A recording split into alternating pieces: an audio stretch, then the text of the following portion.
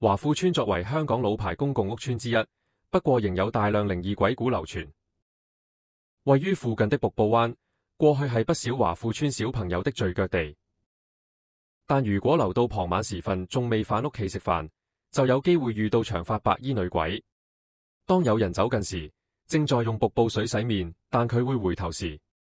個女仔臉上冇五官。你都未話唔驚啊！喺上世紀70至80年代開始不時傳出有小童在瀑布灣溺斃，街坊認為是水鬼找替身。土瓜灣真善美村至真樓30壁室，此單位無黃 X 光住客，傳聞呢個單位根本冇以名字的住客，但不停有人冚門中揾這位住客，因這件事令到這條村人心惶惶。而網上更瘋傳一份至真樓夜更保安內部告示，內容包括若有訪客查問名叫黃 X 光的住客，請不予理會；若有男訪客自稱黃 X 光，請准許其入內，然而須在其不知情的情況下通知上司，並等候進一步指示等，引起網民恐慌。麗景邨樂景樓3樓16室現時已不存在，全因1984年曾發生命案，一名退役警員葉少文因感情問題前往女友家中行兇，最終女友及其妹妹身中多刀不治，媽媽重傷，三人頸部大動脈均被割斷，幾乎身首異處。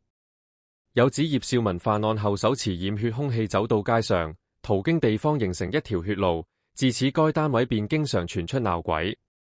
單位曾多次轉租，由於是特快公屋，理應每一手住客都有一定心理準備，但都沒有人能順利長住。另外又有鄰居表示每晚凌晨都聽到高踭鞋聲，由樓梯行到事發單位。最後房署決定把單位密封，改為下層變壓器房的中空部分。下秀茂坪村曉麗苑，下秀茂坪村早年安置不少因火災而無家可歸人士。1972年618雨災，第9座附近發生嚴重山泥傾瀉，自此便有附近居民不時看到白影漂浮，又有全身沾滿泥濘的身影行過。鬧鬼傳聞纏繞社區幾年，當局決定在1976年的孟蘭盛會超度靈體，然而祭壇所有物品，包括神像都被怪風吹跌。當時已有法師預言是不祥之兆。不足1個月後，同一地點再次發生山泥傾瀉，造成18人罹難。柴灣村興建時搬遷了不少山墳，有傳當時祭祀儀式做得不夠，無法好好超度先人，導致建築期間意外頻生。由於依山而建，最猛鬼的事件亦與升降機有關。有一晚升降機突然冒煙，門邊更透出火光。當時沒有任何呼叫聲，於是工人以為無人被困，但當消防員破門時，竟發現一具燒焦的人形物體。有傳被活活燒死的是電梯公司一名資深噴漆師傅。觀龍樓過往曾發生多宗命案，而且鄰近香港3大猛鬼之地之一的高街鬼屋，向來是不少靈異故事發生的地方。而某 YouTube 頻道節目中有位街坊兼女觀眾報念，本身他正在談論過世的外公，但竟說成嗰1年我啱啱過咗身。事後更向主持表示自己從未打電話上節目，一眾網民都相當驚訝。運頭塘村鄰近大埔火車站，開埠初期曾有大量因天災去世或無人認領的遺體放置於此，日治時期則是刑場附近的亂葬崗。由安置遺體用途到運頭塘村落成期間，靈異事件不時發生，例如曾有裝修工人晚上撞見2個人在爭奪工業用白膠漿並塗抹在身上，原來是身首異處的靈體想用來黏貼身體，嚇得該工人馬上離開現場。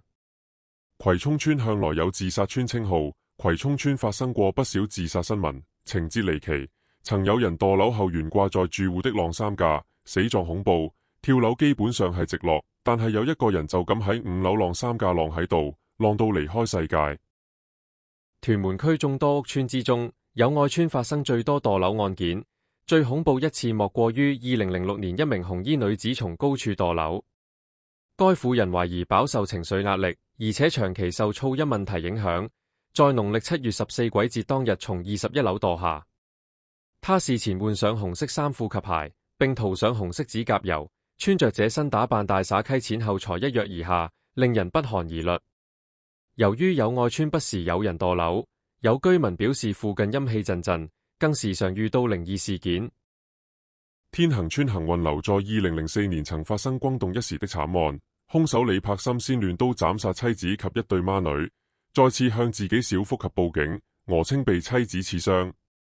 三母女當場不治，而李柏森入院12天後亦傷重死亡。